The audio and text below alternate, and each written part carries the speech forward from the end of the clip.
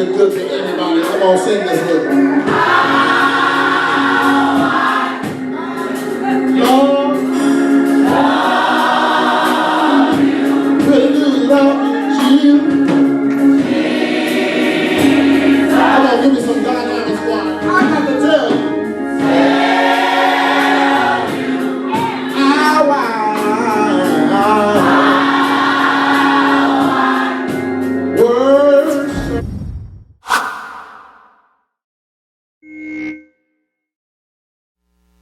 Believe.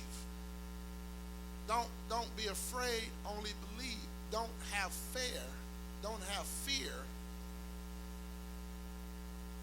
Keep on trusting. That's what Jesus was saying. Don't have fear, because faith and fear cannot live in the same house.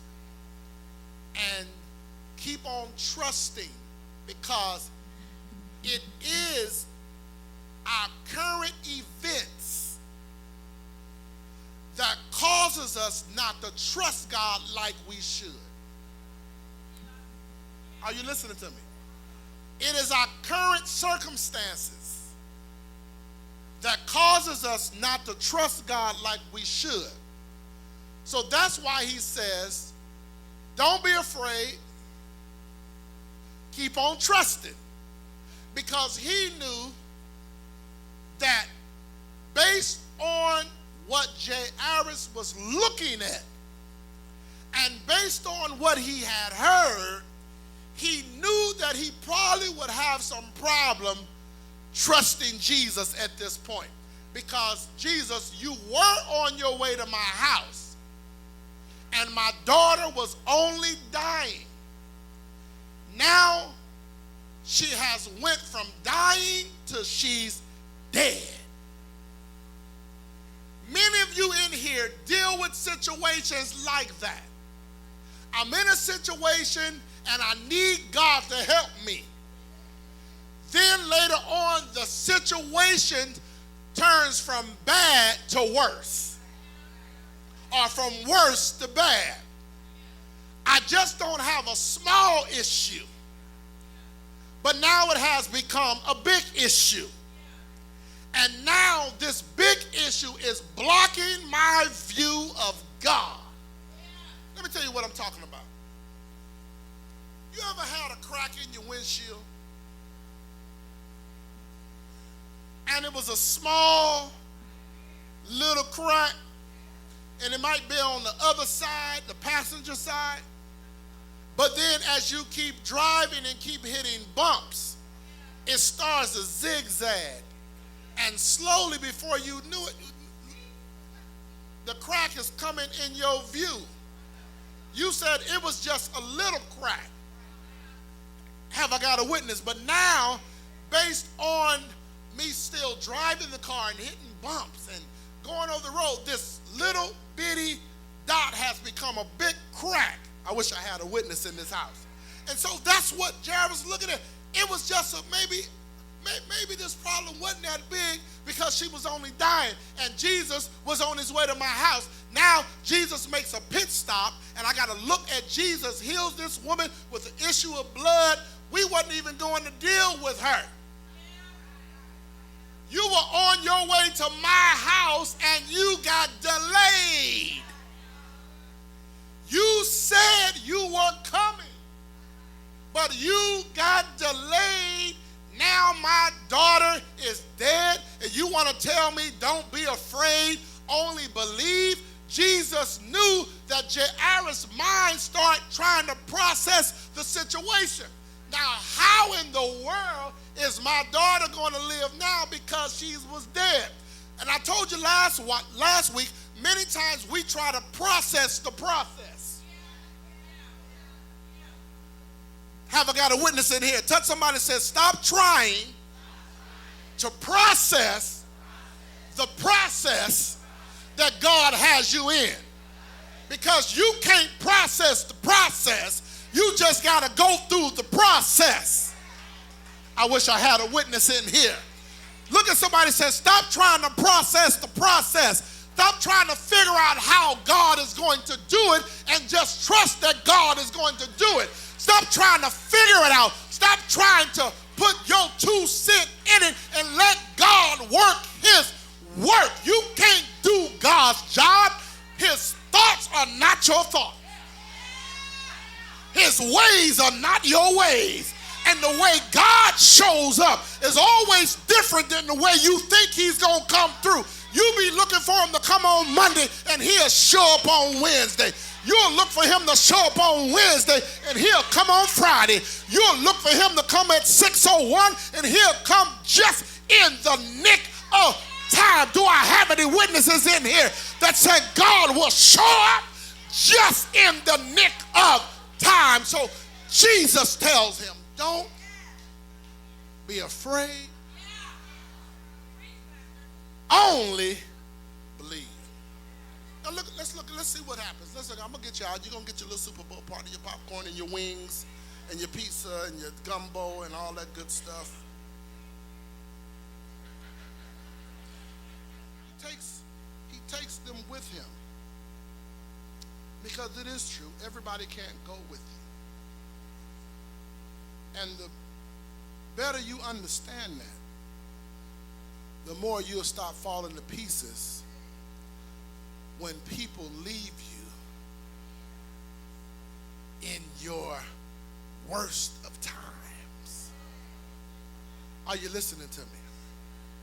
So he takes, Bible says he takes Peter and John. They came to the synagogue, so they went to the house, and he saw the commotion. People were crying and wailing loudly. And in that day and time, you had to hire mourners to mourn for you. That's custom. And it didn't matter if you was poor. You needed at least 2 people to mourn with you.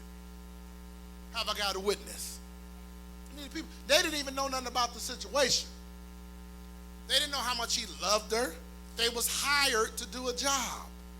Have I got a witness? You got to be careful of mourners around you.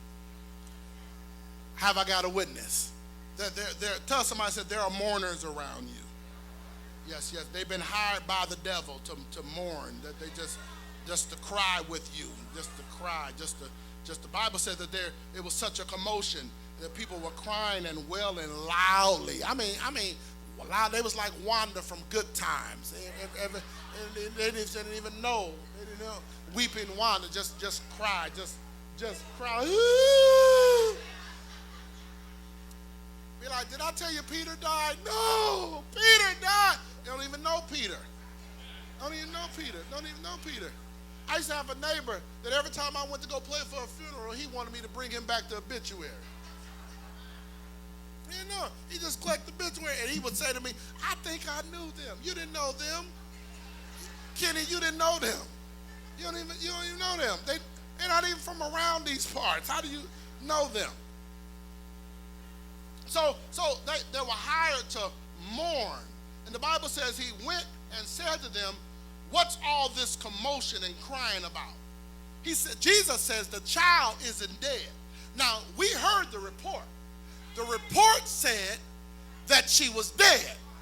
But Jesus says she's not dead. Jesus says she's only sleeping, and then they laughed at him. Now, watch this. The mourners begin to laugh at the words of Jesus. All while Jairus is watching all of this go down. Do I have any witness in his daughter is there, but he watches the wailers cry because he had to hire them, and then Jesus said that she's not dead. They begin to laugh. Let me tell you something. You have to be careful, or you have to take notice of your surrounding and your atmosphere. Because you wonder why some things don't come to pass. It's because you have the wrong atmosphere around you. And people carry an aura, an energy, and an atmosphere. That's why when you're sick in the hospital, you don't let people come in the room that don't have faith. When you believe in God for stuff, you don't tell everybody what you believe in God for, because some people can change the atmosphere and you can be real faithful. You can be in the spirit that I believe God, I'm going to make this work. God's going to do this. By the time you get through talking to them, you don't even want to be bothered with nothing because you start doubting what the Lord told you. And you have to be careful of what you release into the atmosphere for other people to know about you. That's why Facebook and social media is such a dangerous tool, because you have all these friends who you really don't know. They don't know you. They don't know what you stand for. You just accepted them, and now everything you put out, they see it. They know where you live. They know what your bedroom looks like. They know what your living room looks like. They know what your children look like. They know what your plans look like. You check in everywhere. You tell them everywhere you're going, and people...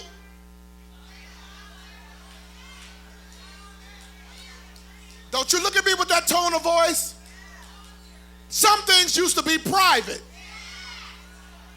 Some things we just didn't tell people, but everything you do, every place you go, everything you are driven by your emotions. You are driven by what people think and what people say. And you need to understand that some people on your page, in your house, around your family, at your job, are just professional mourners. They're just waiting for things to die so they can cry with you.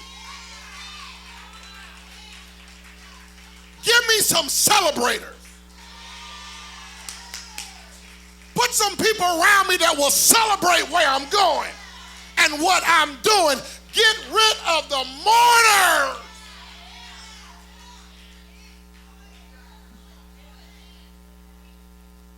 Do I have any witnesses in here? Touch somebody and say, get rid of them mourners. Get rid of them mourners. Get rid of them mourners.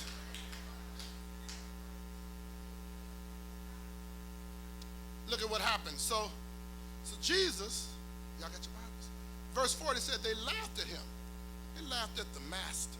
So he threw him out. Jesus didn't waste no time with foolishness. I said Jesus threw them out. If you don't believe, if you're a part of the mourning aggregation, then you have to go. Touch somebody and say, neighbor, this week, get rid of people who don't believe in life around you.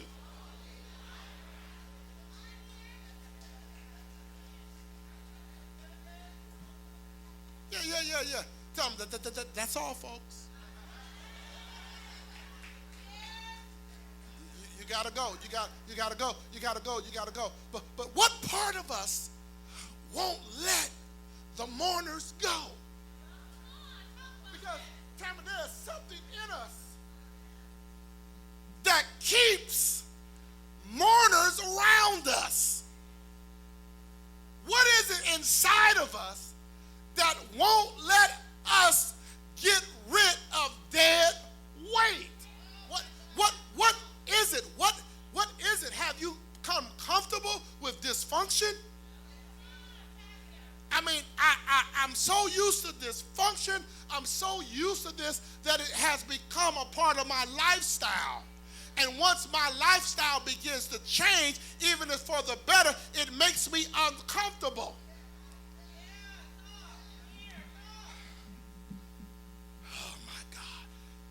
But Jesus said, y'all laughing? I ain't got time to debate with y'all. See, we debate with people. What you think about it? Man, what, that don't sound good? What, did it sound good when Jesus said it? What happened from the time that Jesus said it and you went and told your friend that it wasn't valid? When did it lose its power? I wish I had a witness in here. So Jesus, he gets rid of, he said, and he went in and said to them, what's all this commotion and crying about? Child's dead, she's only sleeping. Verse 40, they laughed at him, but he threw them out. He didn't waste no time. Jesus didn't play no games. He didn't waste no time with people. Y'all debate with people and talk to them and why, what, oh my God.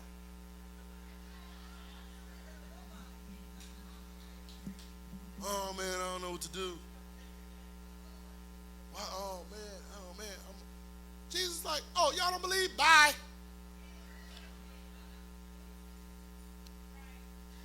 Throw him out. Then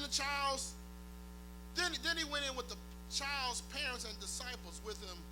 Bible says, then taking the child's parents and the disciples with him, he went into the room where the child was. Watch this. Jesus threw all the mourners out and the doubters out. Then he took his disciples and the parents in the room where the miracle was supposed to happen.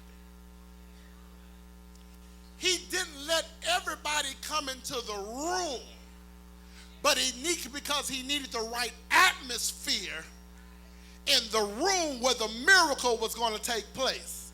I'm going to stop right here, but I'm going to tell you, don't take people into your room where the birthing is going to take place for what God told you. Kick everybody out, and then when you get ready to go to the place where Jesus promised to do his work, make sure that everybody in the room that the atmosphere agrees with them. Do I have any witnesses? I came to tell you that the reason why some of your prayers have not been answered is because you keep taking negativity into your atmosphere. You don't let everybody come into the space where God has designed for his miracles to happen. Have I got a witness? That's why you don't let everybody into your mind. You don't let everybody into your heart. You don't let everybody into your pocketbook. You don't let everybody into your room. You don't let everybody into your space. You don't let everybody know what's going on, because some people have the ability to contaminate the atmosphere. And when you walk into the room where God has promised me some stuff, you got to make sure that the people that come in the room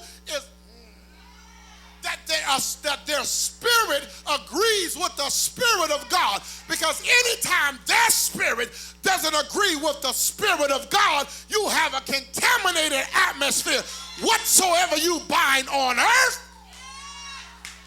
will be bound in heaven. The Bible says, what you agree in on earth together, I will agree in heaven. You got to make sure that those around you agree with what the word says. God says she's not asleep, she's not dead, but she's sleeping. Touch your neighbor and say, neighbor, who's in your atmosphere?